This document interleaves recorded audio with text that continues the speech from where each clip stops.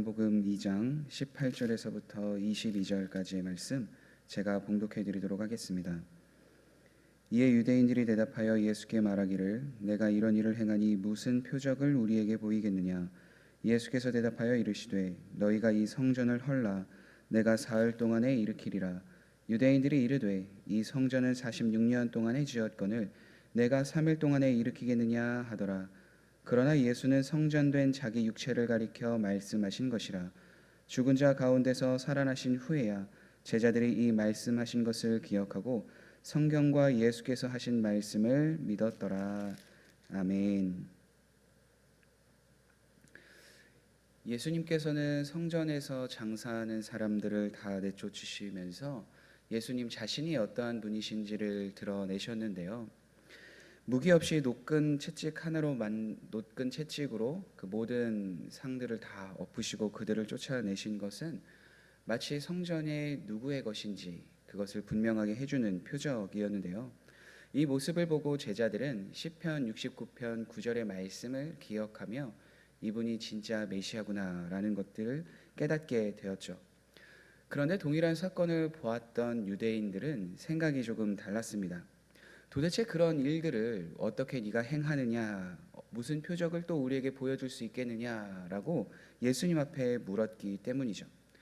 눈앞에 있던 행동을 동일하게 보았는데 그것으로 인해서 누구는 예수님이 어떠한 분이신지를 믿었고 누군가는 더 표적을 보여달라 하며 이러한 표적을 어떻게 일으키느냐라며 예수님을 믿지 못하는 모습을 보이게 되는 거죠.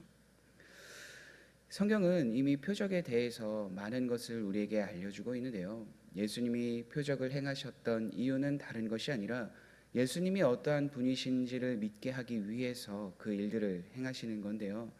특별히 요한복음에도 또 사복음서에도 동일하게 그 표적을 행하셨는데 그것을 통하여서 예수님을 온전히 하나님의 아들인 것이 아니라 자신들의 유익을 위해서 예수님을 따르려고 했던 사람들 혹은 그 표적을 보면서 예수님 앞에 온전히 믿지 못하는 사람들을 이야기합니다.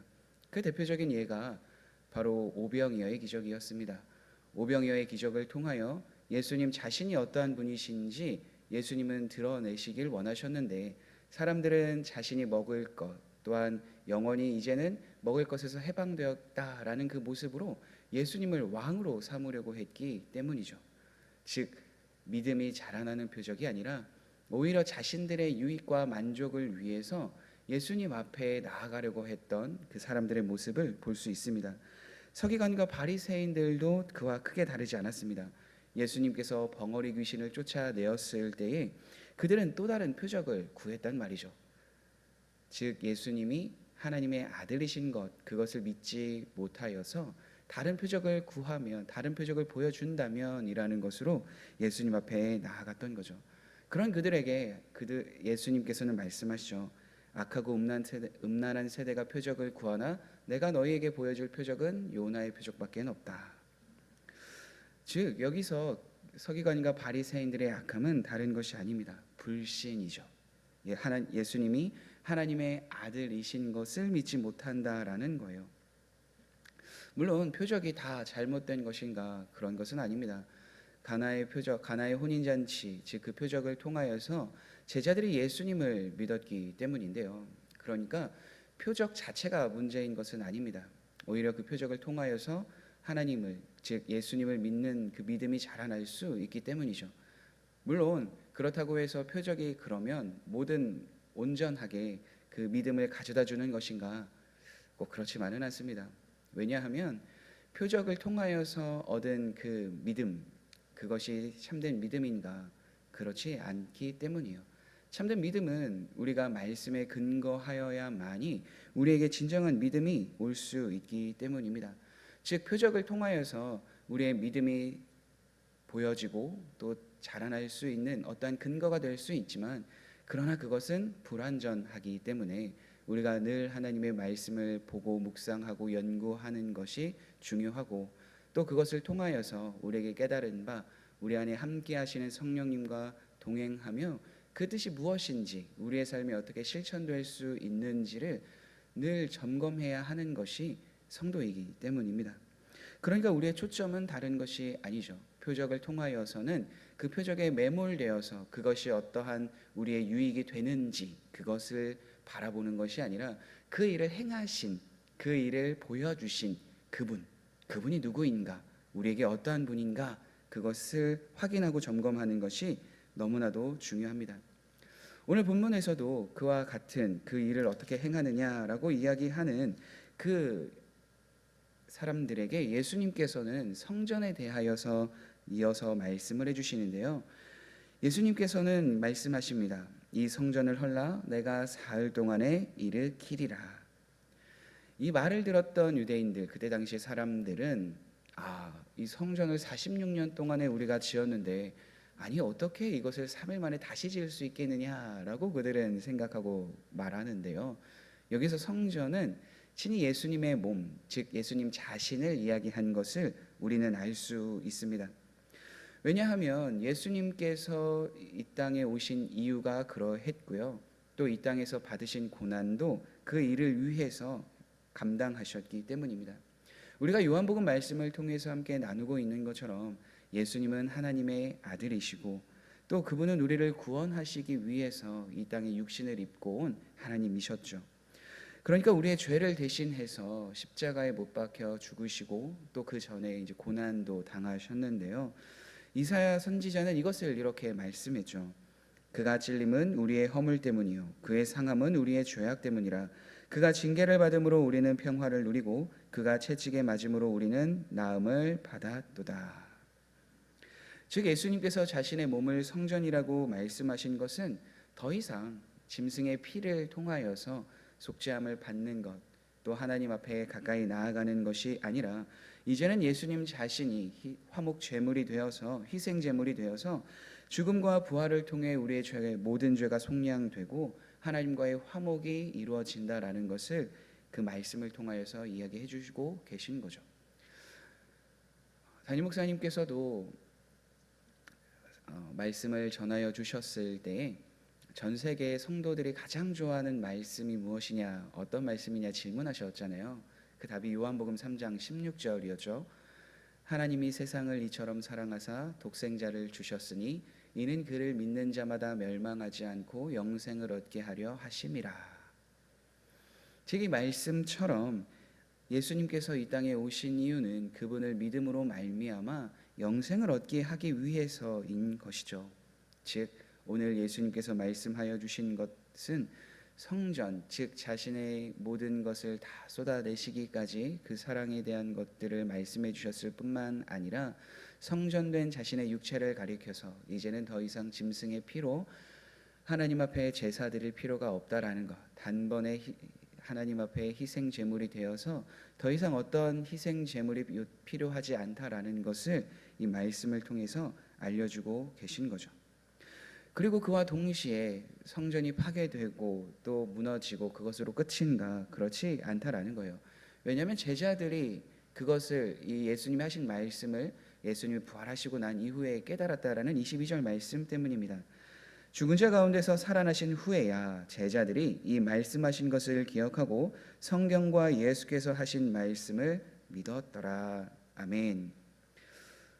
이 말씀에 근거해 본다면 예수님께서 오늘 이때 당시 하신 그 말씀을 제자들은 온전히 이해하지 못하고 믿지 못하였다라는 거고요.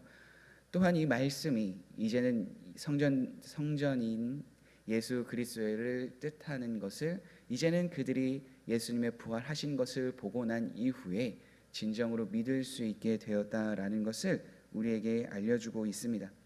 즉 구약에서 말씀하여 주셨던 선지자들을 통하여 예언하셨던 그 모든 말씀이 어떻게 해요?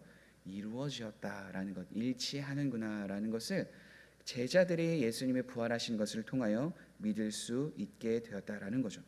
즉 부활의 그 사건은 우리에게 예수님이 하나님의 아들이신 것과 또 구약에서 말씀한 예언하신 그 메시아다라는 것을 우리에게 또한 믿음으로 주는 신앙의 핵심인 것이죠. 왜냐하면 이를 사도 바울도 이렇게 고백했기 때문인데요. 예수는 우리가 범죄한 것 때문에 내줌이 되고 또한 우리를 의롭다 하시기 위하여 살아나셨느니라. 우리의 죄 때문에 예수님의 내어 줌이 되었고 또한 우리를 의롭다 하시기 위해 어떻게 하셨다고요? 살아나셨다, 부활하셨다라는 것을 분명하게 알려주고 있는 거죠. 이러한 부활이 우리에게 유익이 될 수 있는 것은 다른 이유가 아닙니다. 그의 부활로 인해서 우리는 죽음의 영역이 정복되었고 죽음의 지배에서 벗어날 수 있는 길이 열려졌기 때문입니다. 또한 예수님의 부활로 인해서 그 부활의 영광이 우리에게도 동일하게 주어지는 거죠. 그 새 생명이 우리에게 주어진다라는 거예요. 그리고 예수님이 부활하신 것을 통해서 이제는 우리를 의로운 삶을 살 수 있도록 인도해 주시는 것뿐만 아니라 장차 우리도 그 부활의 소망을 갖고 다시 살아날 수 있다, 영생을 얻을 수 있다라는 그 진리를 우리에게 보여주셨기 때문입니다. 그렇기 때문에 예수님의 부활을 통해 우리가 가질 수 있는 유익은 다른 것이 아닙니다. 우리의 소망이 이 땅에서 있는 것이 아니라 저 하늘의 소망을 두고 살아간다면 어려움과 고난 속에서도 흔들리지 않을 수 있는 그 소망으로 인해 한 걸음 한 걸음 나아갈 수 있는 은혜를 경험할 수 있는 것이죠. 때로는 예상하지 못한 삶의 역경과 고난이 우리한테 찾아올 때에 거기에서 어떠한 마음의 힘듦과 또 좌절로 인해서 그 상황으로 매몰되어서 그 절망이 찾아옴으로 인해 하나님을 바라보지 못하는 것이 아니라 오히려 그 속에서 죽음을 이기시고 모든 사망 권세를 깨뜨리신 주님의 그 은혜를 생각하며 장차 우리에게 경험될 소망을 생각하며 우리는 그 소망을 마음 안에 두고 살아갈 수 있는 거죠. 언젠가 부활의 영광이 우리에게 경험되게 될 것이다 라는 믿음 안에서요. 그래서 예수님께서는 이렇게 말씀하셨죠. 내가 곧 길이요 진리요 생명이니 나로 말미암지 않고는 아버지께로 올 자가 없느니라. 예수님이 우리의 유일한 구원의 길, 소망이심을 믿으시고 또한 그 안에 그 주님을 붙듦으로 인해서 우리가 경험하고 있는 어려움이 있다면, 절망과 낙심의 상황이 있다면 능히 그곳에서 건져내실 주님과 늘 함께하며 그 소망으로 인하여서 그 모든 순간을 또한 이겨내는 모든 성도님들이 되시길 간절히 소망합니다.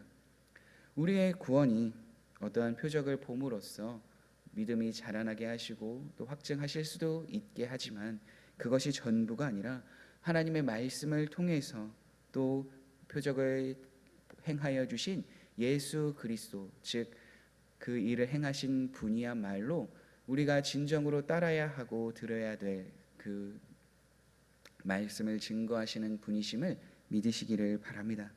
그래서 우리 마음에 어떠한 표적이나 어떠한 새로운 것을 먼저 구하고 찾기보다는 우리에게 보여주신, 지금까지 경험하게 하여 주신 그 모든 것을 기준으로 우리에게 말씀을 더해 주시고 또한 새로운 일을 행하여 주실 때에 그것으로 인하가 아니라 그것을 베풀어 주신 하나님 앞에, 주님 앞에 더욱더 가까이 나아가고 그분의 뜻에 따라 나아가는 모든 성도님들이 되시길 간절히 소망합니다. 함께 기도하겠습니다. 사랑과 은혜가 많으신 하나님, 예수님께서 이 땅에 오신 이유를 우리가 늘 잊지 않고 기억하며 살아가는 모두가 되게 하여 주시고 우리가 예수님의 부활, 즉 그 하늘의 소망을 두고 흔들리지 아니하는 그 소망을 붙들고 나아가는 우리 모두가 되게 하여 주옵소서. 특별히 우리의 삶에서 표적을 구하는 그 삶을 살아가기보다는 그 표적을 행하신 주님을 더욱더 사랑하고 주님의 말씀에 순종할 뿐만 아니라 부활의 증인으로서 많은 사람들에게 그 주님을 증거하며 살아가는 우리 모두가 될 수 있도록 은혜를 더하여 주옵소서. 예수님의 이름으로 기도드립니다. 아멘.